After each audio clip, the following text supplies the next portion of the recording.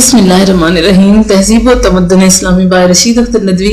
इसका हिस्सा 2 पढ़ रहे हैं हम, और इसमें से आज हमने करना है उम्मी ताजदार अद-दाखिल। कुछ अजीब बात है कि इधर दमिश्क में उम्मी खानदान के इक़्तिदार इख्तियार की मसनद उल्टी, उधर उंदलस में उसके एक जलील कदर फर्द अब्दुर्रहमान अद-दाखिल ने एक नई मसनद बिछाई। ऐसी मसनद जिसकी हुस्न और रनाई को देखकर आसमान की बुलंदियों पर फैली बसात कहकशां भी शर्मा गई।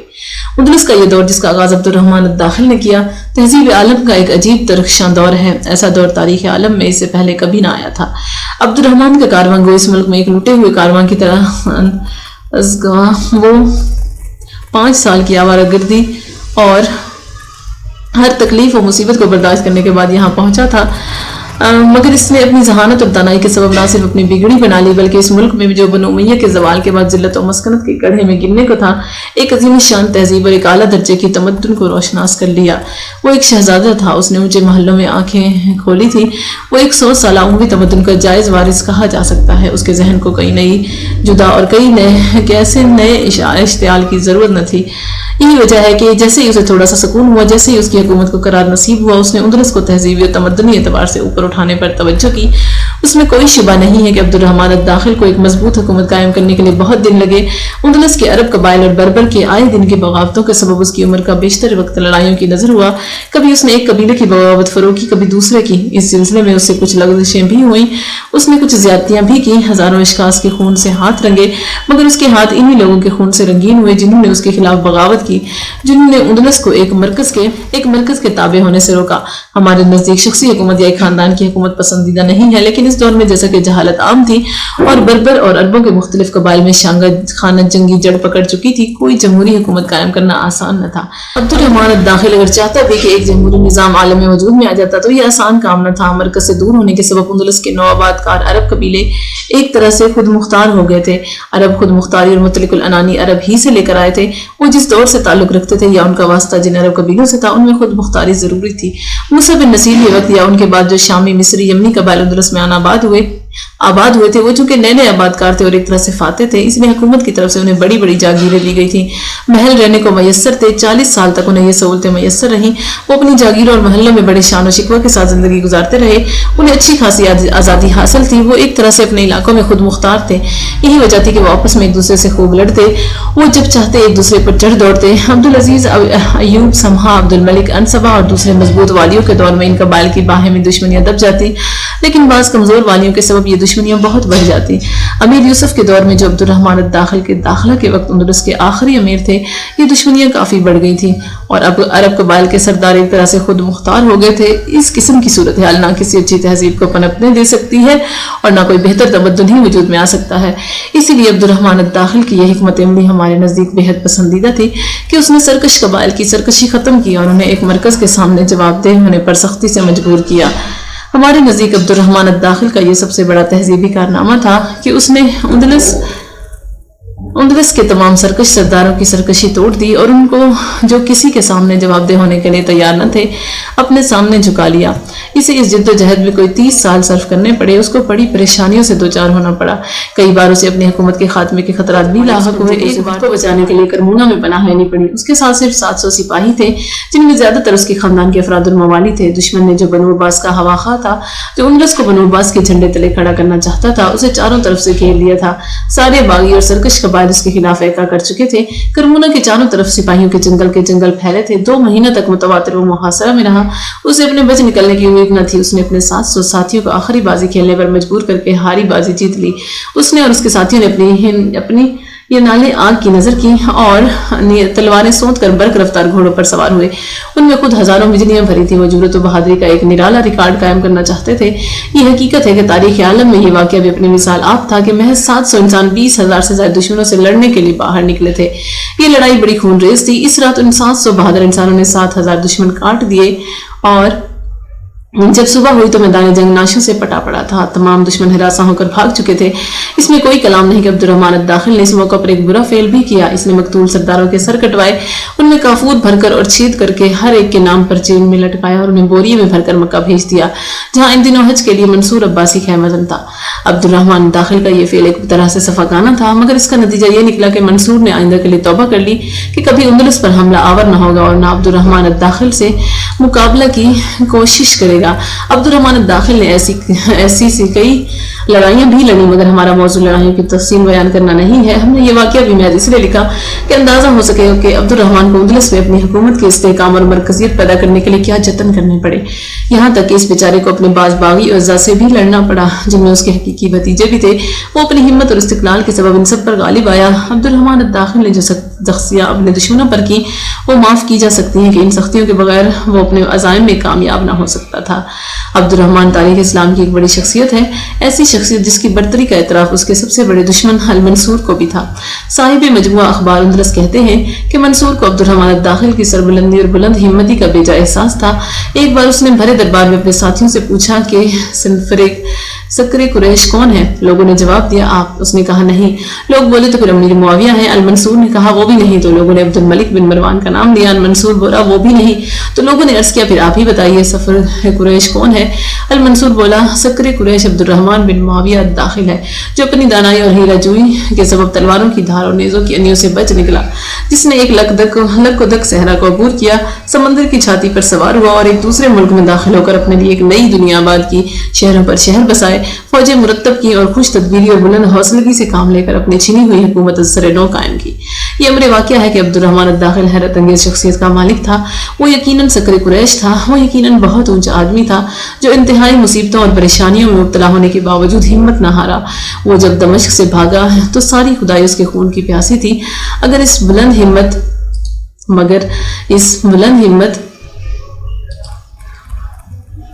نوجوان نے ساری خدائی کا مقابلہ کیا، دمشق سے بھاگ کر افریقہ کے صحرا میں پناہ لی اور 5 سال تک آوارہ و سرگرداں پھرنے اور ہر طرح کے مسائل برداشت کرنے کے بعد اندلس میں داخل ہو کر ایک عظیم الشان سلطنت کی بنیاد رکھی اور متواتر 18 سال ملک کے باغی عناصر کے خلاف ایک ناقابل فتح چٹان کی طرح کھڑا رہا، اور جب مرا تو اس کی حکومت کی بنیادیں بے حد مضبوط ہو چکی تھی۔ مکری ابن حیان کے حوالے سے لکھتا ہے کہ عبدالرحمن الداخل انتہائی بردبار عالم، ذہین اور مضبوط ارادہ کا مالک تھا۔ وہ جو ارادہ کر لیتا اسے پورا کرتا۔ وہ دشمن پر حملہ کرنے کے لیے بہت تیزی سے کوچ کرنے کا عادی تھا۔ وہ آرام طلب اور سست نہ تھا، تکلیف اور پریشانی پر صبر کرتا، گھبرا نہ اٹھتا۔ وہ اپنا کام آپ کرتا، اس نے ہر چیز کی نگرانی اپنے ذمہ رکھی تھی۔ بڑی بڑی مہموں کی کمان آپ کی، وہ بہادر اور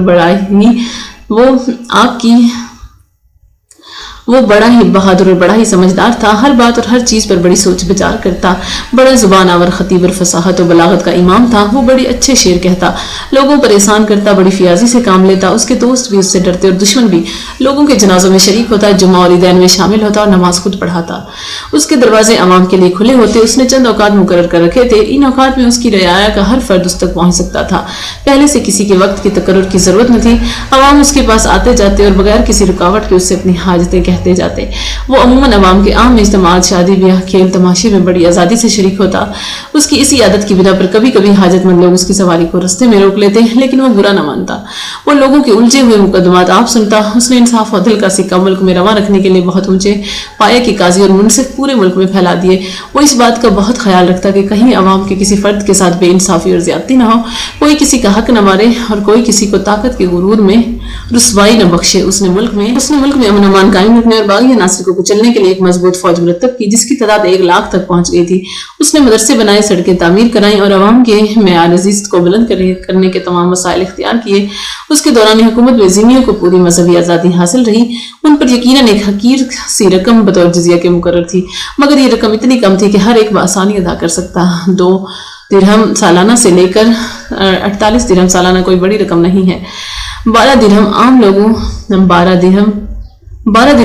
کو ادا کرنا ہوتے، اس سے زیادہ مالداروں کو 25 درہم اور بہت مالدار لوگوں کو 48 درہم۔ اس کے بدلے میں ان کی حیثیت ریاست کے اندر وہی تھی جو عام مسلمانوں کی تھی۔ ان میں سے جو کاشتکار تھے انہیں ان زمینوں کو بونے کا حق حاصل رہا جنہیں وہ پہلے سے بوتے آئے تھے۔ ان پر کسی قسم کی کوئی زیادتی یا جبر نہیں کیا گیا۔ عبدالرحمن الداخل نے حکام کو واضح الفاظ میں سمجھا دیا تھا کہ ہم ہر ایک طبقہ کے حقوق کے نگران اور محافظ ہیں۔ عبدالرحمن الداخل کو زیادہ کام کرنے کے مواقع نہیں ملے۔ یہ مواقع تو اس کے جانشینوں ہشام اول، الحکم اول، عبدالرحمن اوسط، عبدالرحمن ثالث، الحکم ثانی اور ابن ابی عامر کو حاصل ہوئے، اور انہوں نے اندلس کو اتنا اونچا اٹھایا کہ ہر رفت و بلندی اس کے سامنے مات ہو گئی۔ عبدالرحمن الداخل نے امیر یوسف کے خلاف 756 عیسوی میں فتح پائی اور ابن ابی عامر کا انتقال 1002 عیسوی میں ہوا۔ کوئی عمومی خاندان کو اندلس میں حکومت کرنے کی سعادت 756 سے لے کر 1002 تک حاصل رہی. گو اس کے بعد بھی چند اموی شہزادے اور بعد دوسرے امراء اندلس کے تخت پر بیٹھے، لیکن امیوں کے عروج کا صحیح دور یہی تھا. اور یہ ایک بڑی حقیقت ہے کہ ان بڑے امیوں نے، جن کے نام ہم نے اوپر دیے، اپنے اپنے دور میں اندلس کو آگے ہی آگے بڑھایا. ان کی تہذیبی جدوجہد اور تمدنی برکات و فیوز کا دامن سمٹا نہیں برابر پھیلتا رہا. عبد الرحمن الداخل حکومت کا بانی تھا اور اسے ایک بانی کی حیثیت سے اپنی زیادہ تر توجہ حکومت کے استقلال پر مبذول رکھنی پڑی. اس کے باوجود اس کی تہذیبی کارناموں میں 1,00,000 سپاہیوں پر مشتمل مرتب اور منظم فوج، ایک اونچی درجے کی وزارت جس میں وقت کے بڑے بڑے سیاستدان شامل تھے، ایک منظم سیکریٹریٹ، نظامت و عوارت، ایک بہت بڑی عدالت عالیہ، نظامت مال اور فرض شناس پولیس کا قیام جہاں بہت بڑی اہمیت رکھتا ہے، وہاں اس کے چند تمدنی کارنامے بھی ایسے ہیں کہ انہیں کسی طرح نظر انداز نہیں کیا جا سکتا. اس کا سب سے بڑا تمدنی کارنامہ جامعہ قرطبہ کی تعمیر تھی. تعجب ہوتا ہے کہ اس کے ایک بڑے دادا ولید بن عبد الملک کو جامعہ دمشق کی تعمیر کے وقت جو دشواری پیش آئی تھی وہی اسے بھی پیش آئی. مسلمانوں نے طارق کے زمانے میں جب قرطبہ پر قبضہ کیا تھا تو باہمی معاہدہ کی روح سے قرطبہ کے سب سے بڑی کلیسا کو 2 حصوں میں بانٹ لیا تھا. ایک حصہ عیسائیوں کی عبادت کے لیے رہنے دیا تھا اور ایک حصہ کو مسجد میں تبدیل کر لیا گیا تھا. جیسے جیسے نمازیوں کی تعداد بڑھتی رہی تھی، طارق کے جانشین امراء اس کی منزلوں میں اضافہ کرتے رہے تھے. انہوں نے کبھی اپنے عیسائی ساتھیوں کے گرجے کو اس مسجد میں شامل کرنے کی آرزو نہیں کی تھی، لیکن اس وقت جب عبد الرحمن اس مسجد کو ازسر نو تعمیر کرنے اور اسے اندلس کی سب سے بڑی مسجد کی حیثیت دینے کا عزم کیا، اس کے سامنے سب سے بڑی دشواری یہ تھی کہ عیسائیوں کے حصے پر کسی طرح قبضہ کرے. اس نے آج تک عیسائیوں سے کیا ہوا کوئی معاہدہ نہیں توڑا تھا اور نہ یہ معاہدہ توڑنا چاہتا تھا، مگر قرطبہ کے اندر کوئی دوسری جگہ بھی ایسی نہ تھی جہاں وہ جامع مسجد تعمیر کر سکتا. لاچار اس نے عیسائیوں سے رجوع کیا. اس نے ان سے گرجا کی جگہ بڑی سے بڑی قیمت دے کر خریدنی چاہی، لیکن عیسائی راضی نہیں ہوئے. مگر بعد میں ان کے علماء نے سوچا اگر یہ آدھا گرجا دے کر قرطبہ کے وہ سارے گرجے مل جائے جو معاہدہ کی روح سے تقریباً 50 سال سے غیر آباد پڑے تھے تو بہت بہتر صورت پیدا ہو جائے. یہ سوچ کر وہ بادشاہ کے پاس آئے اور اس سے کہا کہ اگر آپ ہمیں قرطبہ کے تمام غیر آباد گرجوں کو ازسر نو آباد کرنے کی اجازت دے دیں تو ہم یہ آدھا گرجا آپ کے سپرد کر سکتے ہیں. بادشاہ نے نہ صرف یہ بات مان لی، انہیں 1,00,000 دینار بھی دیے کہ ان کی مدد سے وہ ان گرجوں کو آباد کریں. تاریخ عالم میں مذہبی رواداری کی کیا ایسی کوئی مثال عیسائی دنیا نے بھی کبھی پیش کی؟ بہرحال عبد الرحمن الداخل نے عیسائیوں کے اس گرجے اور پہلی جامع مسجد کی جگہ ایک نئی عظیم شان مسجد کی بنیاد رکھی. وہ اسے اپنی زندگی میں مکمل نہیں کر سکا، لیکن 2 سال بعد جب وہ بستر مرگ پر گرا تو مسجد میں نماز پڑھانے اور خطبہ دینے سے پہلے موت کے پہلو میں جا سویا. اس کا دوسرا تمدنی کارنامہ رصافہ کی تعمیر تھی. یہ ایک بہت خوبصورت محل تھا جس کے ساتھ ایک بہت بڑا باغیچہ بنا تھا جس میں اس نے ملک اور طرح طرح کے خوشنما درخت اور پودے لگوائے تھے. یہ پھولوں اور پھلوں کی عجیب دنیا تھی. دنیا کا کوئی پھول اور کوئی پودا ایسا نہ تھا جسے اس نے یہاں نہ لگوایا ہو. مفری کہتا ہے کہ قصر رصافہ کی تعمیر عبد الرحمن الداخل نے اندلس آنے کے کچھ دن بعد ہی شروع کرا دی تھی. ایک طرف محل تعمیر ہوتا رہا، دوسری طرف باغ کی آبادی کا کام جاری رہا. اس کے نمائندے دور دراز کے ملکوں میں گئے اور بہترین بیج اور گٹھلیاں لے کر وہاں پہنچے اور دیکھتے ہی دیکھتے ایک نادر و روزگار باغ تیار کیا.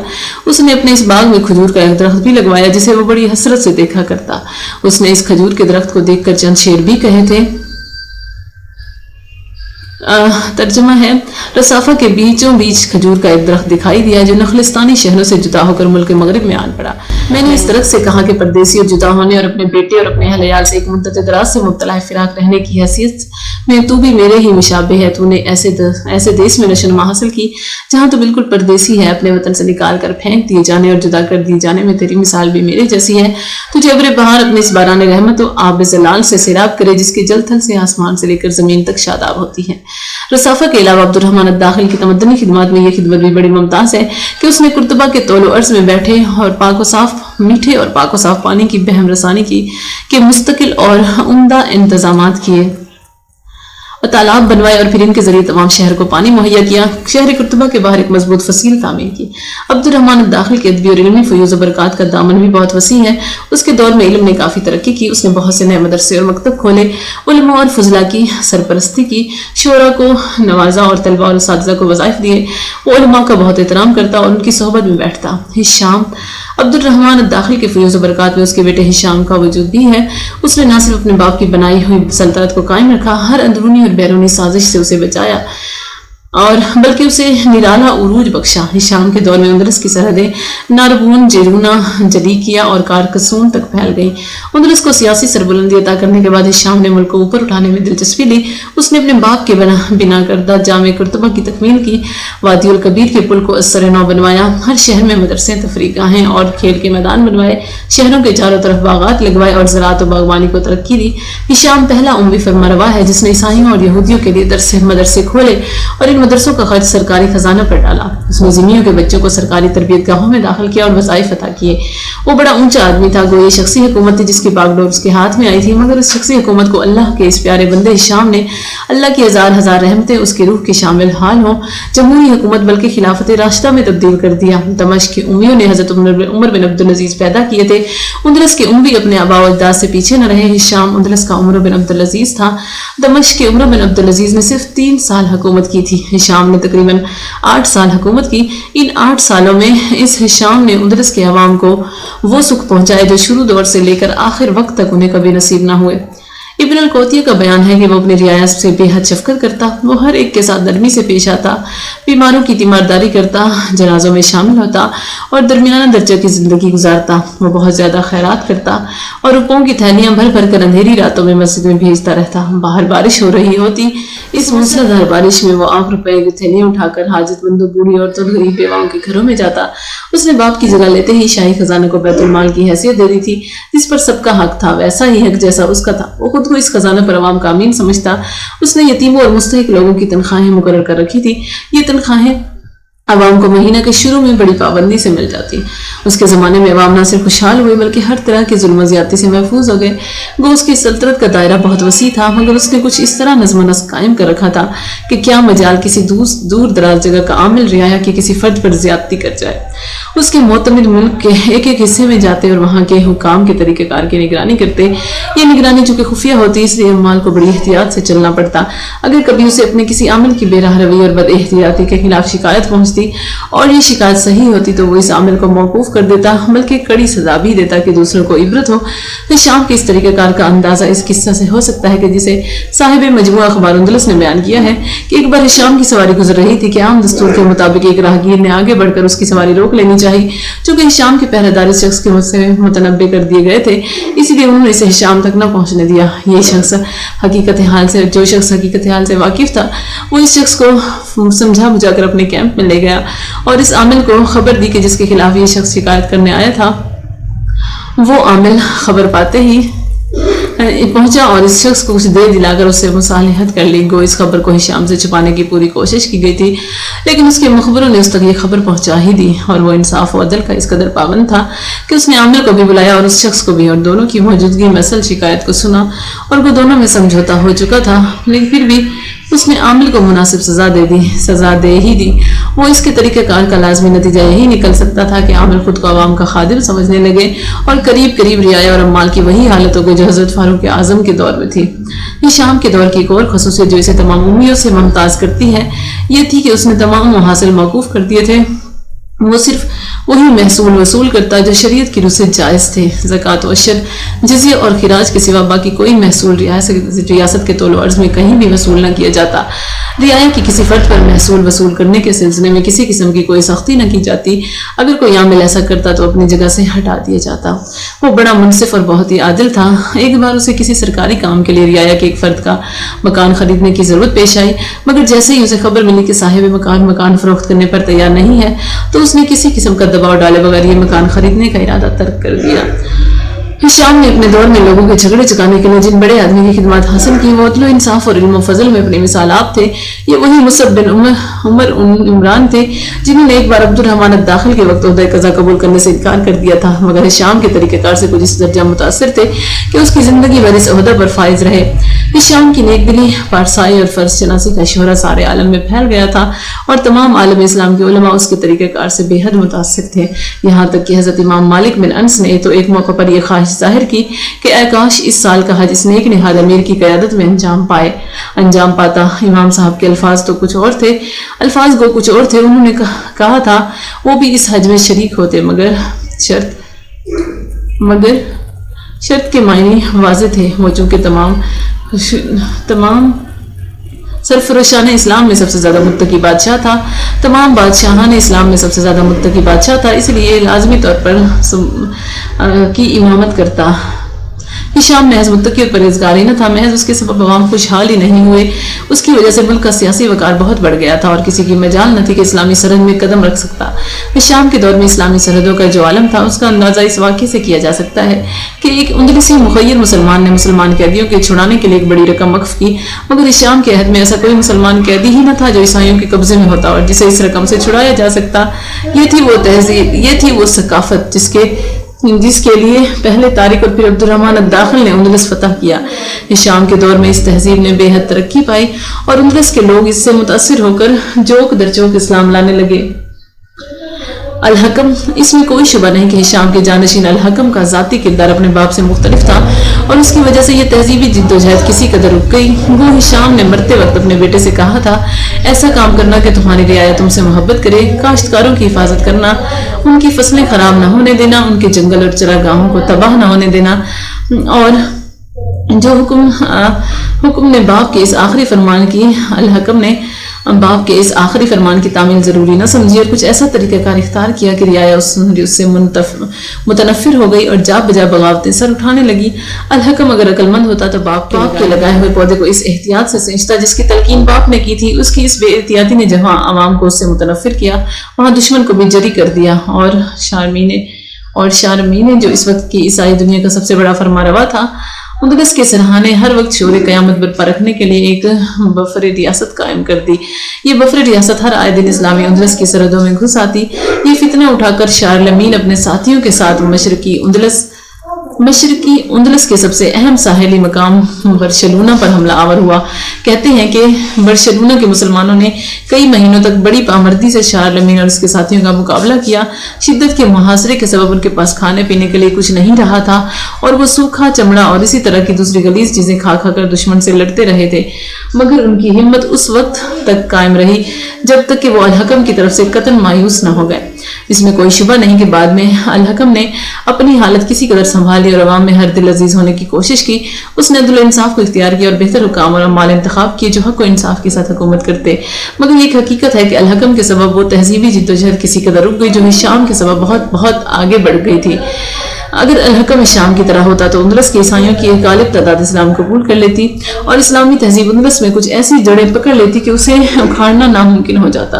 گو ابن القوتیہ، ابن اسیر اور ابن خلدون نے الحکم کے تدبر، بلند حوصلوں اور دانائی کی بہت تعریف کی ہے، لیکن یہ امر واقعہ ہے کہ الحکم کی رنگی اور بد اخلاقی کے سبب علماء کا ایک بڑا طبقہ اور عوام کی ایک بڑی جماعت اس سے متنفر ہو گئی تھی اور ملک میں بغاوتیں نکلی تھی، اور اگر الحکم باپ کا پیرو ہوتا تو نہ عوام اس سے متنفر ہوتے، نہ بغاوتیں سر اٹھاتی اور نہ شارمین اندلس کے سرحانے ایک نئی عیسائی ریاست قائم کر دیتا۔ یہی وہ فتنہ تھا جو آگے چل کر قیامت بنا۔ ہمیں اعتراف ہے کہ الحکم نے شارلمین کو آخر میں ایک بڑی شکست دی، مگر اس شکست سیاسی اور تہذیبی نقطہ نگاہ سے کچھ زیادہ مؤثر ثابت نہ ہوئی اور اسلام کی تہذیبی جدوجہد اور عوام میں ہر دل عزیزی اور مقبولیت کو ناقابل تلافی نقصان پہنچا۔ عجیب بات ہے کہ الحکم میں رندی کے باوجود ایک وصف ضرور تھا کہ وہ عدل و انصاف کو بے حد پسند کرتا، خاص طور پر قاضیوں کے معاملات میں قطعاً مداخلت نہ کرتا۔ صاحب مجموعہ اخبار اندلس کا بیان ہے کہ اس کے باپ کے زمانے کے قاضی مصعب بن عمران جب ابھی زندہ تھے تو اس کی عدالت میں ایک شخص نے دعویٰ کیا کہ اس کی ایک غصب شدہ لونڈی شاہی محل میں موجود ہے۔ اس تغاثہ کی کہانی یہ ہے کہ یہ لونڈی پہلے جیان کے صوبیدار نے غصب کی تھی، مگر جب وہ معزول کیا گیا تو کسی نے شاہی تقرب حاصل کرنے کے لیے اسے الحکم کے محل میں داخل کر دیا۔ وہ بڑی خوبصورت تھی اور ظاہر بات ہے کہ بادشاہ کو اس سے دلچسپی پیدا ہوئی ہوگی، لیکن جب قاضی صاحب یہ استغاثہ سن کر شاہی محل میں ہر بادشاہ کو حکم دیا کہ لونڈی یا تو عدالت میں پیش کی جائے یا اس کے مالک کو لوٹا دی جائے، تو الحکم نے چاہا کہ قاضی صاحب کو اس بات پر راضی کر لے کہ وہ مستغیث سے کہیں لونڈی بیچ دے، مگر قاضی صاحب نہیں مانے۔ فرمایا یہ شریعت کے منشاء عدل کے خلاف ترکیب ہے۔ بادشاہ نے قاضی صاحب کے حکم کی پیروی کی اور لونڈی عدالت میں پیش کر دی۔ قاضی صاحب نے لونڈی سے جو بیان لیا اس کی بنا پر لونڈی اس کے مالک کے سپرد کر دی گئی اور بادشاہ محروم رکھا گیا۔ بادشاہ حالانکہ رند اور ظالم مشہور تھا، مگر اس نے اس فیصلے کے سامنے سر جھکا دیا اور کوئی اپیل نہیں کی۔ الحکم کی یہ بات बेहद काबिल तारीफ है कि वो काजी साहब का आखिर वक्त तक एहतराम करता रहा, और जब उनका इंतकाल हुआ तो वो रात भर नहीं सोया और खुदा के सामने सजदे में गिर कर रोता रहा और अल्लाह से कहता रहा कि परवरदिगार, मैं तो गुनहगार था, मगर ये काजी साहब बड़े आदिल और मोतमिद थे और मैं इनके जरिए अवाम के सामने सुरखरू था। इसी तरह जब उनकी जगह मोहम्मद बिन बशीर काजी बनाए गए और फिर वो भी अदल व इंसाफ के तराजू को बराबर रखने के बाद वफात पा गए, तो अल-हकम फिर रात भर रोया और खुदा से दुआ करता रहा कि मुझे कोई ऐसा आदमी दो जो अवाम के साथ इंसाफ और अदल कायम रख सके। अल-हकम का ये वस्फ यकीनन बेहद काबिल तारीफ था, मगर उसकी रंदी और बाज दूसरी हरकत ने उसकी हवा बिगाड़ दी थी, और यही सबब था कि इस्लामी तहजीब व सकाफत को वो मकाम नसीब न हो सका जिसकी तवक्को की जा रही थी। अब्दुर्रहमान सानी खुदा अल-हकम के बेटे अब्दुर्रहमान सानी को अपने जवार रहमत में जगह दे। उसने इस्लामी सकाफत को आगे बढ़ाने में बड़ी जिद्दोजहद की। जब अब्दुर्रहमान सानी अपने बाप अल-हकम के मरने के बाद तख्त पर बैठा, अल-हकम ने अगरचे आखिर वक्त में मुल्क की मरकजियत किसी हद तक फिर कायम कर ली थी, लेकिन ना बागी नासिर पूरी तरह दबे थे और न हमसाया ईसाई रियासतों ने शिकस्त तस्लीम की थी। अल-हकम का अज़्म इस्तिक़लाल यकीनन काबिल तारीफ था, लेकिन यह इस्तिक़लाल मिल्लत के लिए कुछ मुफीद न हुआ। अगर इसका बेटा अब्दुर्रहमान कवी और दाना बीना हुक्मरान न होता तो इमारत धम से जमीन पर गिर पड़ती, जिसे अब्दुर्रहमान अद-दाखिल और उसके बेटे हिशाम ने 1000 मेहनतों से खड़ा किया था। इब्न हज़म कहता है कि अल-हकम ने अखीर उम्र में अपनी हरकतों से तौबा कर ली थी, लेकिन हकीकत यह है कि अखीर उम्र में अब्दुर्रहमान ने कारोबार सल्तनत अपने जिम्मे ले लिया था। वही फरमान जारी करता, वही खजाना की निगरानी करता और उलमा और अवाम से मिलता जुलता। अब्दुर्रहमान यूं तो ना पूरे तौर पर अपने दादा हिशाम ऐसा था और ना अब्दुर्रहमान अद-दाखिल से उसे मुशाबहत तमाम दी जा सकती है। वो अपने तकवा और परहेजगारी के लिहाज से हिशाम था और अज़्म इस्तिक़लाल के एतबार से अब्दुर्रहमान अद-दाखिल वो बड़ी पाबंदी से नमाज पढ़ता, रोजे रखता और अगर कभी रमजान का कोई रोजा कज़ा हो जाता तो इसका कफ़ारा अदा करता। अल्लामा मकरी मुसन्निफ नफ़क़त तय्यब का बयान है कि एक बार उससे रमजान का एक रोजा कज़ा हुआ। नेक नीयत और सालेह इंसान था। अपनी इस कमजोरी का किस्सा जनाब याहिया बिन याहिया से अर्ज किया, जो इस वक्त की इल्मी दुनिया के सबसे बड़े आदमी थे। उन्होंने इसे हुक्म दिया कि 60 रोजे पै दर पै रखे और इस गरीब ने ये रोजे रखे। अब्दुर्रहमान सानी के किरदार को समझने के लिए ये बात भी जहन नशीन कर ली जाए कि अब्दुर्रहमान को इस वक्त की दुनिया का सबसे बड़ा और सबसे ऊंचा ताजदार था। बेज़ंतीनी, फ्रांसीसी और दूसरे बादशाह उसकी अजमत और बड़ाई के मोतरिफ थे। उसने फ्रांस की बादशाहों को कई शिकस्तें दी थी। उसने नवार, लियोन, बर्शलोना और दूसरी हमसाया रियासतों के मगरूर सर अपने सामने झुका लिए थे, मगर इतनी सरबुलंदी पा जाने के बावजूद उसके मिजाज में कतन कोई फिरौनियत न थी। वो शरीयत के अहकाम के सामने कभी सर न उठाता। जनाब याहिया बिन याहिया एक तरह से उस पर हावी थे। उनकी मर्जी और मंशा के बगैर अब्दुर्रहमान कोई काम न करता था और याहिया तकवा और परहेजगारी के इमाम थे। वो बादशाह था, मगर अदल इंसाफ और हक पसंदी उसकी सबसे महबूब और मरगूब शय थी। उसने अवाम के कारोबार को बेहतर तरीके पर चलाने और इस्लामी तहजीब को ज्यादा से ज्यादा हर दिल अजीज बनाने के लिए हर किस्म की फिरौनियत और सख्त गिरी से मुंह मोड़ लिया था। वो अपने बाप अल-हकम की तरह लोगों के कसूरों पर उन्हें सख्त सजाएं न देता, हत्ता कि उसके दौर में जिस बेहुदा और निकम्मे पादरी ने एक मजनूनाना तहरीक जारी करके हमने अवाम में इंतशार पैदा करने की कोशिश की, उसे भी अब्दुर्रहमान ने कोई बड़ी सजा न दी, उसे महज जेल में डाल दिया। हालांकि इस जैसे फितना परवर शख्स की सजा मौत के सिवा कोई दूसरी न थी। उस दौर जमहूरी में, जबकि जमाना ने बड़ी तरक्की कर ली है, सल्तनत के कारोबार को बेहतर तरीके पर चलाने का तरीका ये ईजाद हुआ है कि शख्सी फरमारवाई की जगह चंद दानाओं पर मुश्तमिल एक वजारत का कारोबार सल्तनत को अंजाम देती है, ताकि ज्यादा अच्छे सहन अवाम की तहजीबी और सकाफती सरगर्मियों की बेहतर निगरानी कर सकें। अब्दुर्रहमान ने इस दौर में जब यूरोप के खौफनाक धुंधलकों में उलझा था अवाम की फलाह बहबूद का काम उंदलस के चंद बेहतरीन दिमागों के सुपुर्द कर दिया। उसके वज़रा में अब्दुल करीम बिन मुगीस, यूसुफ बिन बख्त, अब्दुल्ला बिन इलिया, अब्दुर्रहमान बिन रुस्तम और मोहम्मद बिन सलम ज्यादा मुमताज थे। ये सब के सब अपने वक्त के बेहतरीन और बेहद साले अफराद थे। ये वो लोग थे जैसे लोग इससे पहले कभी किसी बादशाह को नसीब न हुए थे। ये सारे के सारे वज़रा इस बात के मजाज थे कि अब्दुर्रहमान को हुकूमत के बड़े मसाइल में मशवरा दें। अब्दुर्रहमान के सबसे बड़े मुशीर याहिया बिन याहिया थे। इन्हीं के मशवरों से तमाम मुल्क के काजी मुकर्रर किए जाते, जिनके नाम याहिया पेश कर देते। अब्दुर्रहमान की मजाल न थी कि उनको मुस्तरद करता। अल-हकम के जिक्र में हमने एक मिसाल दी है कि किस तरह अल-हकम के महल की एक लौंडी काजी ने उसके असल मालिक के सुपुर्द कर दी और अल-हकम खामोश रहा। उसने इस फैसले से कतन सरताबी न की। अब्दुर्रहमान के काजी भी इसी तरह जरी और इसी तरह मुनसिफ मिजाज थे और अब्दुर्रहमान कतन उनके फैसलों में मुदाखलत न करता। इब्नुल कोतिया ने कुर्तबा के काजी मोहम्मद बिन सलम की एक फैसला की रोदाद लिखी है। वो कहता है कि शाही खादमों में से एक खादिम ने एक शख्स को मार डाला और मकतूल की नाश एक बोरी में डालकर कसाबों के मोहल्ले में फेंकवा दी। मोहम्मद बिन सलम के सामने ये नाश पेश की गई। उन्होंने बोरिया देखा और तमाम बोरिया बुनने वालों को बुलाकर बोरिया के मुतालिक इस्तफसार किया। एक बोरिया बुनने वाले ने इतराफ किया कि ये बोरिया उसका बुना हुआ है और उसे फलां शख्स ने, जिसकी सूरत ये थी مجھ سے خریدا۔ پولیس کا بڑا افسر حضوری میں تھا، اس نے فوراً اس خادم کو اس کے مکان میں پہنچ کر گرفتار کر لیا۔ عبد الرحمان کو اس واقعے کی خبر ہوئی تو اس نے قاضی صاحب کی دانائی کی بے حد تعریف کی اور انہیں اسی دن سے اپنے وزراء میں شامل کر لیا۔ اس واقعے سے جہاں یہ اندازہ ہوتا ہے کہ عبد الرحمان کے قاضی کس قدر دانا بینا ہوتے، وہاں یہ بات بھی معلوم ہوتی ہے کہ عبد الرحمان کی پولیس کس قدر فرض شناس اور مستعد تھی، اسے ایک ایک شخص کی شکل و صورت سے آگاہی تھی۔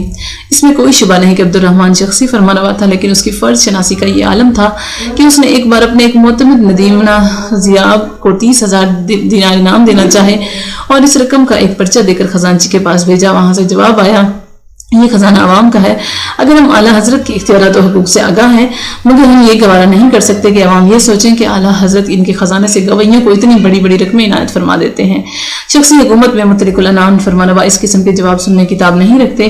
اول تو انہیں ان کا کوئی ملازم اس قسم کا جواب دینے کی جرت نہیں کر سکتا، مگر عبد الرحمان اس قسم کا جواب سننے کا متمنی رہتا۔ جیسے ہی یہ جواب ان تک پہنچا تو اس نے خدا کا شکر ادا کیا کہ اس کے کارکن اس درجہ فرض شناس ہیں۔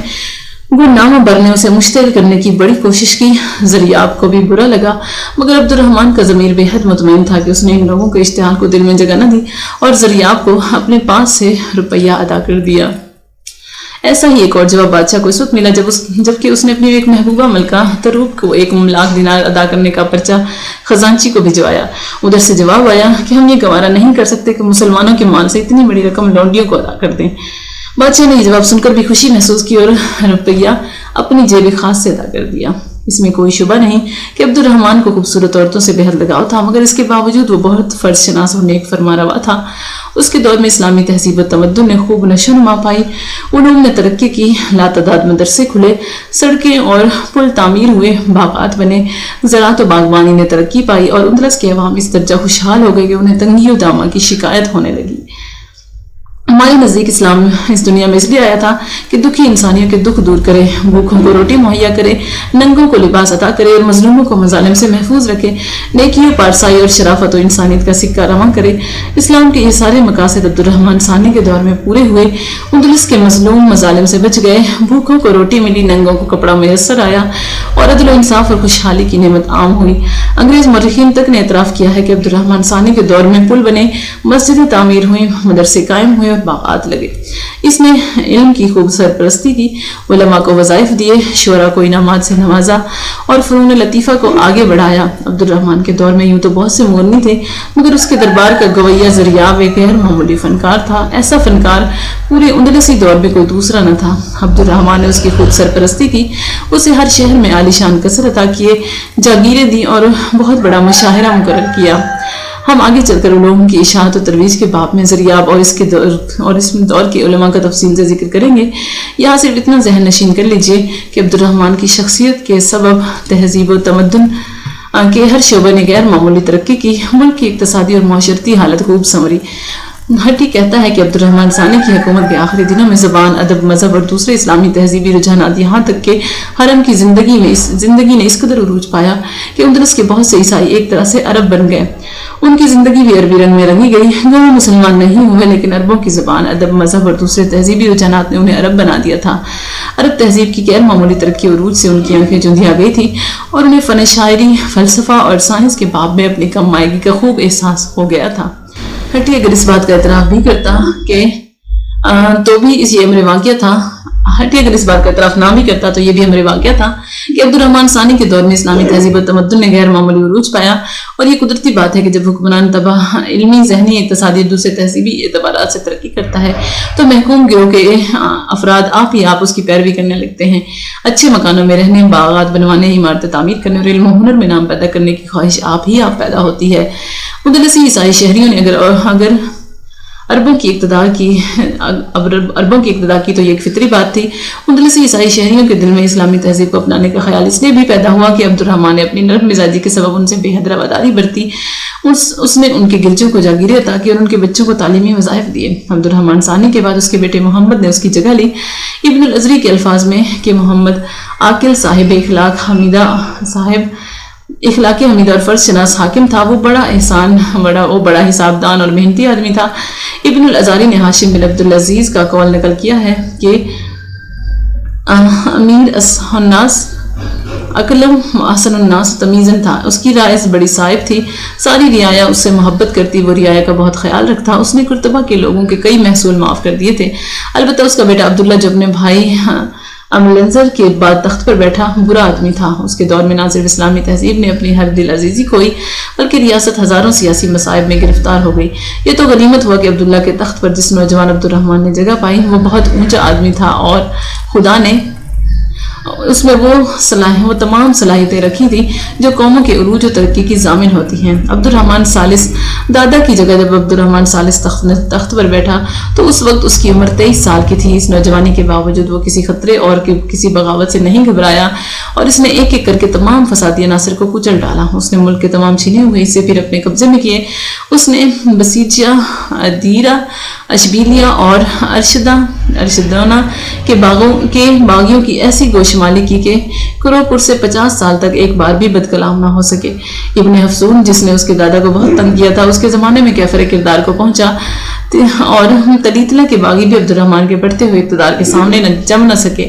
چند سال کی مدت میں اس جواں ہمت فرما روا نے جو آگے چل کر الناصر الدین اللہ کے لقب سے خلافت کی مسند پر بیٹھا اپنے رستے سے تمام رکاوٹیں دور کر دیں۔ اس کی سلطنت کی حدود پھر وہی بن گئے جو عبد الرحمن ثانی کے دور میں تھے۔ تلیتلہ کی فتح کے بعد عبد الرحمن ثالث کی حکومت برشتونا سے لے کر اٹلانٹک کے ساحل تک ایک طرف اور کوہ پائرنیس سے لے کر بحیرہ روم تک دوسری طرف پھیل گئی تھی، اور اس پورے علاقے میں ایک جماعت بھی ایسی نہ رہی تھی جو اس کے اقتدار کو چیلنج کر سکتی۔ اندرونی پریشانی پر قابو پا لینے کے بعد عبد الرحمن ثالث نے بیرونی دشمنوں پر توجہ کی۔ یہ حقیقت ہے کہ کوئی ثقافت اور کوئی تہذیب اس وقت تک آگے نہیں بڑھ سکتی جب تک وہ سیاسی تفوق نہ رکھتی ہو۔ ہمارے نزدیک عبد الرحمن الناصر نے بیرونی دشمنوں کو کچلنے کے لیے جو جدوجہد کی وہ بھی ایک طرح سے تہذیبی جدوجہد تھی۔ عیسائی ریاستوں نورا، آراگون، کنستالیا اور لیون پر اس کے پے در پے حملے اس لیے نہیں تھے کہ وہ اپنی سلطنت کی حدود کو غیر ضروری خون ریزی کر کے بڑھانے کا طالب تھا۔ اس کا مقصد ان حملوں سے صرف اس قدر تھا کہ یہ ریاستیں اس کے دادا کے دنوں میں بے حد بری ہو گئی تھی، وہ اسلامی حدود کا احترام نہ کرتی اور ان پر آئے دن چڑھ آتی۔ عبد الرحمن الناصر کے پے در پے حملوں نے ان کی ذہنیت درست کر دی اور عبد الرحمن ہر طرف سے مطمئن ہو کر اندلس کی اقتصادی، مذہبی اور معاشرتی حالت سنوارنے لگا۔ عبد الرحمن الناصر اندلس کے اموی خاندان میں پہلا فرمانروا ہے جس نے اپنے خاندان کی عمارت کو خلافت میں تبدیل کیا۔ عبد الرحمن الناصر نے محض خانہ پوری نہیں کی، وہ در حقیقت اتنا بڑا بادشاہ تھا کہ اندلس میں اس سے پہلے کوئی بادشاہ اتنا بڑا نہ تھا۔ وہ پہلا امی بادشاہ تھا جس کے دامن کو اندلس کی تینوں ہمسایہ عیسائی ریاستوں نے چوما اور اس کو ہر سال خراج ادا کیا۔ یہ وہی ام سلطان تھا جو اپنے دور کا سب سے بڑا بادشاہ مانا گیا۔ اس کی فوج دنیا کی سب سے بڑی فوج تھی اور اس کا بحری بیڑا اپنی مثال آپ تھا۔ 50,000 سپاہی ہر وقت ساحلوں پر موجود رہتے اور دنیا کی کوئی قوت ایسی نہ تھی جو اس امی تاجدار سے آنکھ ملا سکتی۔ اس کے بحری بیڑے کے سبب نہ صرف اندلس کی سرحدیں محفوظ ہوئیں، اس کے بحری جہاز تمام دنیا کے مابین تجارتی تعلقات قائم کرنے کا سبب بنے۔ اندلسی جہازوں کے سوا کوئی دوسرا جہاز ایسا نہ تھا جس پر سوار ہو کر دنیا بھر کے تاجر اپنے سامان تجارت کو ادھر ادھر لے جا سکتے۔ عبد الرحمن الناصر کا دربار شان و شکوہ کے اعتبار سے اس وقت کی دنیا کی بادشاہوں کے درباروں میں سب سے ممتاز تھا۔ دنیا بھر کے بادشاہوں نے عبد الرحمن الناصر کے حضور اپنی سفارتیں بھیجی، جن میں بیزنطینی شہنشاہ، شاہ جرمنی اور شاہ فرانس کی سفارتیں زیادہ اہمیت رکھتی ہیں۔ یہ سیاسی عروج محض دکھاوے کرنا تھا، یہ محض جبر و سختی کی پیداوار نہ تھی۔ عبد الرحمن ثالث انتہائی حساس، فرض شناس اور عوام سے محبت کرنے والا فرمانروا تھا۔ یہی وجہ تھی کہ اس کا دور آسودگی اور خوشحالی میں پہلے تمام ادوار سے سبقت لے گیا تھا۔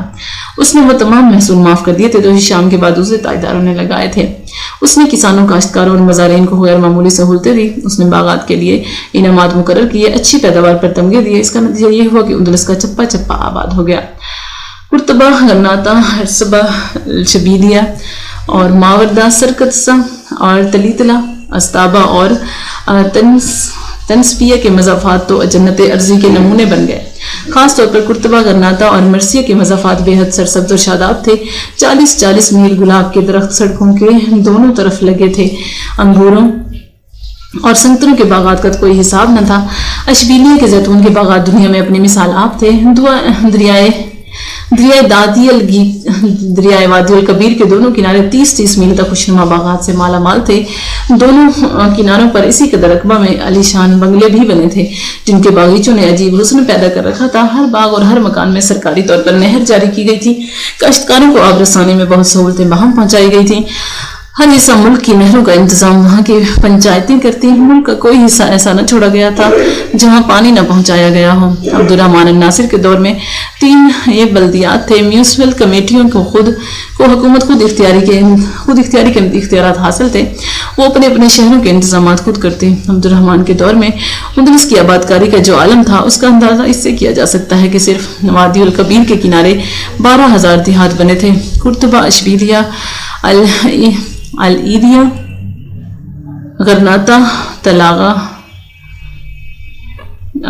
नंबिया, तलीतला बड़े शहर थे। कुर्तबा की आबादी 5 लाख, अशबीलिया की 4.5 लाख और हतीरिया की 3 लाख, गरनाता की 3 लाख और मलागा और अम्बिया की 2-2 लाख थी।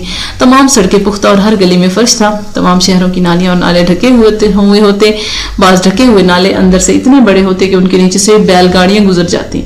आम जमीन दोज नालियां ऐसी होती कि गधे और खच्चर आसानी से आमदरफ्त रख सकते थे। इन दिनों लाहौर, कराची, दिल्ली, बम्बई और मेहरान, दमिश्क और कई दूसरे बड़े शहरों को भी ये तौफीक अभी तक नहीं हुई कि वो हिफ्ज़ान सेहत के वो इंतजाम करें जो उस दौर में अन्नासिर ने किए थे। मुकरी और इब्ने अज़ारी कहते हैं कि अब्दुर्रहमान के दौर में बाकायदा सिपाह 1.5 लाख थी। 12,000 मुहाफिज फौज थी जो बादशाह के महल की हिफाजत करती। मुल्क भर में कोई कारीगर और फनकार ऐसा न था जो बेकार रहने पर मजबूर हो। पूरे अंदलस में बेकारी नाम को न थी। मुल्क के हर हिस्से में तामीरात आमा का काम हर वक्त जारी रहता। कहीं कोई मदरसा बनता, कहीं पुल, कहीं सराय तामीर होती और कहीं बाजार। तमाम मुल्क में नहरों के जाल बिछे थे। हर कस्बा और हर शहर में मोहताज खाने और अस्पताल बने थे। अपाहजों, लंगड़ों और लूलों को सरकारी खजाने से बाकायदा तनख्वाहें दी जाती। मुल्क का कोई अपाहज, लंगड़ा, लूला, अंधा और दायमी मरीज ऐसा न था जिसका खर्च सरकारी खजाने के जिम्मे न होता। मुदलिस का कोई यतीम, कोई बेवा और कोई मोहताज हुकूमत के खजाने से तनख्वाह पाए बगैर न रहता। जैसे ही कोई औरत बेवा होती, सरकारी अम्माल उसका नाम सरकारी तनख्वाह पाने वालों में लिख लेते। जैसे ही कोई बच्चा यतीम होता, सरकारी खजाना उसकी सरपरस्ती अपने जिम्मा ले लेता। दुनिया में बड़ी तहजीबें इसलिए आती हैं कि आदमी उसके जरिए सुख पाए, उनकी तकलीफें दूर हों। अब्दुर्रहमान नासिर ने जिस इस्लामी तहजीब को फरोग बख्शा उसकी जेर सरपरस्ती आदमियों ही ने सुख नहीं पाए, हैवानात ने भी बेहद आराम पाया। अब्दुर्रहमान के जमाने में हैवानात पर जुल्म करने वाले माफ न किए जाते। इंसानी खुशहाली के सबब हैवानात को कोई भूखा न रखता। मुकरी कहता है कि सिर्फ करतबा में कई 100 इदारे थे जो यतीम बच्चों को बेहतर तालीम और तरबियत देने के लिए कायम हुए थे। कुर्तबा अब्दुर्रहमान सालिस के ज़माने में दुनिया का सबसे बड़ा शहर था। उसके खजाने में 30 लाख दीनार हर साल जमा होते। 1,13,000 आला दर्जे के मकानात थे। सारी सड़कें पत्थर से बनी थीं। जा बजा रोशनी के खंभे लगे थे। ये शहर दुनिया का सबसे बड़ा तिजारती शहर था जिसमें 80,400 दुकानें, 700 मस्जिदें, 4,300 गोदाम, 900 हमाम थे। शहर 24 मील लंबा और 6 मील चौड़ा था। पूरे का पूरा शहर दरियाए वादी उल कबीर के किनारे पर आबाद था। शहर में 70 लाइब्रेरियां और कई हजार किताबों की दुकानें थीं और इतना खूबसूरत था कि बाहर के लोग उसको देखते तो बेसाख्ता सुभान अल्लाह कह उठते।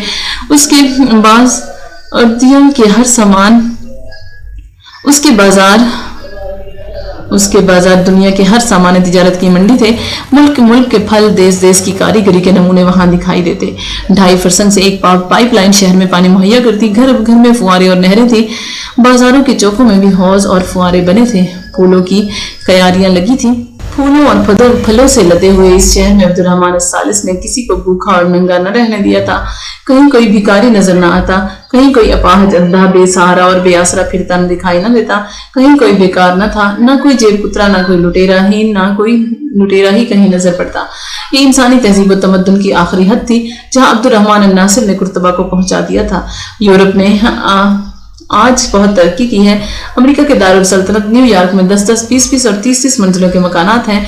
हजारों लाखों अजीम शान कारखाने और सैकड़ों बागात हैं। वहाँ की उम्रा की दौलत की ना कोई हद है और ना हिसाब, लेकिन उसके बावजूद शहर में हजारों लोग ऐसे हैं जो भूखे भी हैं और नंगे भी। यूरोप की तहजीब अपने उरूज पर पहुंचने के बावजूद भूखों, नंगों, मोहताज और मुफलिसों का वजूद बर्दाश्त कर लेती है, लेकिन इस्लामी तहजीब इंसानों की ना भूख गवारा करती है और ना नंग। उसने आदमियत के सुख और आराम के लिए जो بھی محل تجویز کیے ہیں ان میں خصوص نہیں ہے وہ کسی ایک طبقہ کو اوپر اٹھانے کی بجائے سب کو اوپر اٹھاتی ہے۔ اس کے ہاں نہ ظالم ہوتے ہیں نہ مظلوم۔ اس میں کوئی شبہ نہیں کہ امیوں کا یہ دور شرعی نہ تھا، یہ وہ حکومت نہ تھی جسے ہم خالص اسلامی حکومت کہہ سکتے ہیں۔ یہ ایک شخصی دور تھا، لیکن اس شخصی دور میں بھی امی سلاطین نے عوام کی فلاح و بہبود اور انہیں اوپر اٹھانے اور ان کی حقوق کی نگرانی کے لیے جو جدوجہد کی، وہ تاریخ عالم میں اپنی مثال آپ ہے۔ خلافت راشدہ کے 30 سال چھوڑ کر ایسا دور انسانی دنیا میں کبھی نہیں آیا۔ انسانوں نے تہذیبی اور تمدنی اعتبار سے ایسی ترقی کبھی نہیں کی۔ عبد الرحمن الناصر پر اللہ کی ہزار ہزار رحمتیں نازل ہوں کہ اس نے اپنے آپ کو اوپر اٹھانے کے ساتھ ساتھ اندلس کے باشندوں کو بھی اتنا اوپر اٹھا دیا کہ ستاروں نے آنکھیں جھپک لی۔ اس کے بعد شخصی حرکات قابل اعتراض بھی تھی، مثلا اپنی چند باندیوں پر اس کی غیر معمولی توجہ اور عنایات، قصر الزہرا کی تعمیر اور اس پر بیت المال کے روپیہ کا اسراف۔ ہم اندلسی تعمیرات کے ذکر میں اس قصر الزہرا کی خصوصیات پر تفصیل سے بحث کریں گے، لیکن ہمارے نزدیک قصر الزہرا کی تعمیر پر عبد الرحمن الناصر نے جو روپیہ صرف کیا وہ بہت بڑا اسراف تھا۔ شریعت اسلامی اس قسم کے اسراف کو جائز نہیں سمجھتی۔ اس نے اپنے محل میں جن تعیشات کو روا رکھا، اسلام ان کے بھی خلاف ہے، لیکن اس کے ذاتی افعال سے ملت مجروح نہیں ہوئی۔ من حیث المجموع عبد الرحمن الناصر کی ذات اندلسی ملت کے لیے ہزار ہزار برکتوں کا موجب ہوئی۔ الحکم ثانی، عبد الرحمن الناصر کے بیٹے الحکم میں بھی وہی اوصاف تھے جو عبد الرحمن میں تھے، فرق صرف اتنا تھا کہ عبد الرحمن نے بگڑی بنائی، اس نے شیرازہ بندی کی۔ الحکم ثانی کو ایسی کسی شیرازہ بندی کی ضرورت نہ پڑی، وہ باپ کی جگہ جس تخت پر بیٹھا وہ ہر لحاظ سے اونچا تخت تھا، اسے مخالفین سے محفوظ رکھنے کے لیے کچھ زیادہ جدوجہد نہیں کرنی پڑی۔ اس نے ایک بار جہاد کیا، وہ عیسائی ہمسایہ ریاستوں پر رات بن کر گرا، مگر وہ جنگجو نہ تھا، وہ محض طالب علم تھا، اور اس کے سبب اندلس کی علمی دنیا میں حیرت انگیز اضافے ہوئے۔ ہم آگے چل کر ان اضافوں کو تفصیل عرض کریں گے، یہاں صرف یہ بتانا مقصود تھا کہ الحکم نے نہ صرف باپ کی قائم کردہ تہذیبی معیار کو قائم رکھا بلکہ کئی نئی باتیں بھی پیدا کی۔ الحکم اس وقت تک کی تاریخ عالم میں پہلی شخصیت ہے جس نے اہل علم کو علمی، ادبی اور فنی کتابیں تصنیف کرنے پر غیر معمولی انعامات دیے۔ الحکم بادشاہ سے زیادہ عالم تھا، اسے کتابوں سے والہانہ عشق تھا، یہی وجہ ہے کہ چند سال کے اندر اس کی کتب خانہ میں 4 لاکھ اعلیٰ درجے کی کتابیں جمع ہو گئی۔ ہمیں افسوس ہے کہ کتابوں کے اس عاشق الحکم پر عمر اقتدار ختم ہو گیا۔ الحکم کا کوئی بیٹا ایسا زندہ نہ تھا جو باپ کی جگہ لے سکتا۔ اس کے بیٹے ہشام کی عمر اس کی موت کے وقت اتنی کم تھی کہ الحکم کو اسے ابن ابی عامر جیسی بڑی شخصیت کے تعلیقی میں دینا پڑا۔ زین ابی عامر کو بنو امیہ میں سے نہ تھا، مگر چونکہ اس کے پورے دور حکومت میں الحکم کا بیٹا ہشام قصر الزہرا کے تخت پر جگہ پائے رہا، اس لیے ابن ابی عامر کے متعلق ہم چند الفاظ کہیں گے۔ ابن ابی عامر، حق بات تو یہ ہے کہ ابن ابی عامر وقت کی بڑی شخصیتوں میں ہے جو کہیں ہزاروں سالوں کے بعد جنم لیتی ہیں۔ عبد الرحمن الناصر، الحکم ثانی اور عبد الرحمن ثانی سب کے سب تاجداروں کی اولاد تھے، سب کے سب نے شاہی محلات میں آنکھیں کھولی تھی اور بنی بنائی حکومت میں ترمیمیں یا اضافے کیے تھے۔ ان سب کے برعکس ابن ابی عامر نے محض زمین کی چھاتی کا دودھ پیا اور بالکل ایک بے سہارا طالب علم کی حیثیت سے قرطبہ میں قدم رکھا۔ اس دور میں طلبہ کے تمام اخراجات حکومت وقت کے ذمہ ہوتے۔ قرطبہ کی یونیورسٹی میں تعلیم پانے والے دوسرے طلبہ کی طرح ابن ابی عامر نے بھی سرکاری خرچ پر تعلیم پائی تھی۔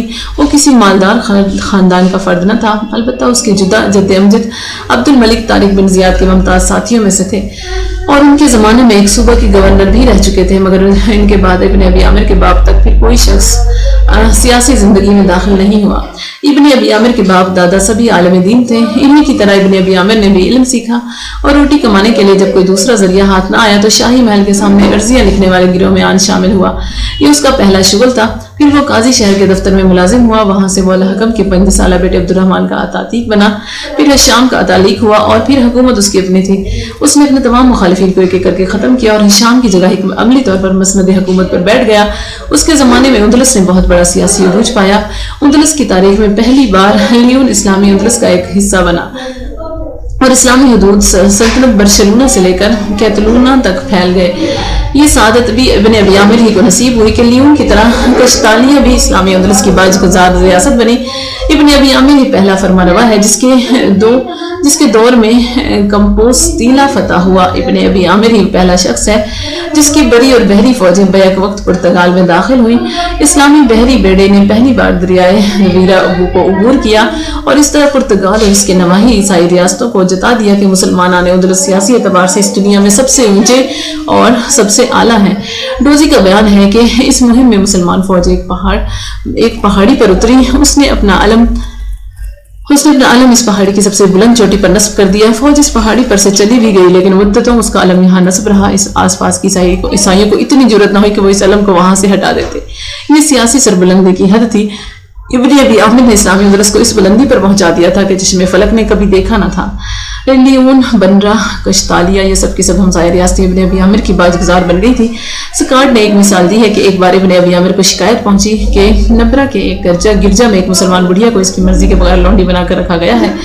अल्लाह के इस बंदे ने ये शिकायत सुनते ही घोड़े के पीठ पर सवारी की और सिर्फ इस बुढ़िया के लिए वो कुर्तबा से चलकर बंजान आया और नबरा की सरहद पर अभी उसकी फौज उतरी ही थी कि नबरा के बादशाह ने बहुत से तहफ़ भेजकर दरखास्त की, हम तो आपके बाजगुजार हैं, हमसे क्या गुस्ताखी हुई कि आप हमें सजा देने आए हैं। मंसूर ने उसके सफीरों को जवाब दिया, तुमने हमसे कहा था कि तुम्हारी इस रियासत में कोई भी मुसलमान कैदी नहीं है। तुमने हमसे गलत बयानी की, हालांकि तुम्हारे गिरजा में एक मुसलमान बुढ़िया मौजूद है। इस बुढ़िया की तलाश हुई। हाकिम नबरा ने इस बुढ़िया को बहुत सा रुपया नजर किया और खुशामद दरामद के बाद इब्न अबी आमिर के पास भेजा और हजार माजरत के बाद इतला दी कि मैंने वो गिरजा गिरा दिया है जहां ये बुढ़िया छुपाई गई थी। क्या तारीख में ऐसी कोई मिसाल इससे पहले भी नजर आई? यही वो रियासत नबरा थी जिसने कोई 50 बार इस्लामी इक़्तिदार इख्तियार को चैलेंज दिया। हर बार जब इस्लामी कार्रवाई इधर आया तो वो नर्म नाज़ुक और पतली दुबली शाख की तरह नीचे को झुक गई, मगर जैसे इस्लामी कारवां कुर्तबा की तरफ लौट गया ये फिर तनकर खड़ी हो गई। नबरत ने कई बार इस्लामी हदूद को रोंदा, मगर अल्लाह के इस बंदे इब्न अबी आमिर ने जो अल मंसूर के नाम से मुतारिफ हुआ, नबरा, कश्तालिया, बर्शलूना और लियून सभी के सारे बल निकाल दिए थे। ये अमर वाक़या है कि इब्न अबी आमिर इस पूरी तारीख में अपनी मिसाल आप था। वो जहानत, दानाई और सियासी सूझबूझ में कोई सानी न रखता। डोजी और स्कार्ड ने इब्न अबी आमिर को गासिब करार दिया है। हमारे ख्याल में इब्न अबी आमिर गासिब न था। शाम में अगर सलाहियत होती तो इब्न अबी आमिर की जगह वो खुद ले सकता। पानी हमेशा नशीब में गिरता है। शाम में शाही महल में रहने, खूबसूरत बानियों से तफरीह फरमाने और रक्स जी बहलाने के सिवा किसी और सलाहियत का मालिक न था। इसमें जो सलाहियत थी इसको भी इब्न अबी आमिर ने उससे भी ज्यादा दिया। बहरहाल इब्न अबी आमिर इस एतबार से उम्मी खानदान का नाइब था कि शाम अभी तक खलीफा माना जाता। लोग उसी के नाम का खुतबा पढ़ते और उसी के लिए दुआएं मांगते। इन दिनों जो हैसियत इंग्लिस्तान के बादशाहों की है, करीब करीब ऐसी ही हालत है शाम की भी थी। शाम की सवारी बाकायदा बाजारों में निकलती तो मंसूर उसके साथ इस तरह चलता जैसे वो महज वज़ीर आज़म था, मगर दर हकीकत वही सब कुछ था। वो बहुत ऊंची शख्सियत लेकर इस दुनिया में आया था। उसने 50 लड़ाइयां लड़ी मगर किसी में भी शिकस्त न खाई। उसकी फौज उस पर जान छिड़कती। वो बड़ा मुनसिफ और बड़ा ही आदिल था। अवाम की फलाह बहबूद और उनको ऊपर उठाने के लिए उसने बहुत काम किए। अफसोस कि इब्न अबी आमिर के इक़्तिदार ने बनु उमय्या को खत्म कर दिया और उसके बाद उनका कोई फर्द ऊपर उठ न सका।